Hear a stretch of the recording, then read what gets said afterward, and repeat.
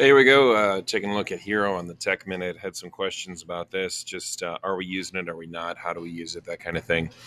Just kind of wanted to touch base. It looks like this is my first hour class, and you got two options in how you can award points. You can select everybody, or you can select individual students. Let's say everybody except one kid was on time. And sorry, Michael, I'm going to pick on you. So we'll say Parky's not here on time. I can just unclick him, track the rest of them, and then I have these options. If I'm just going to say they were on time, boom, just here on time. And then I would turn off this print toggle because you don't need it.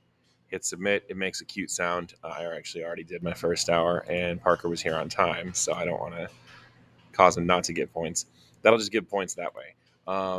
Everybody is right there, just on that behavior tracking. You should have all your periods.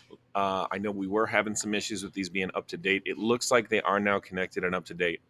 If you have further questions, please feel free to reach out to the tech team, or you can reach out to Ms. Robinson, who is kind of taking the charge on what we're doing with Hero.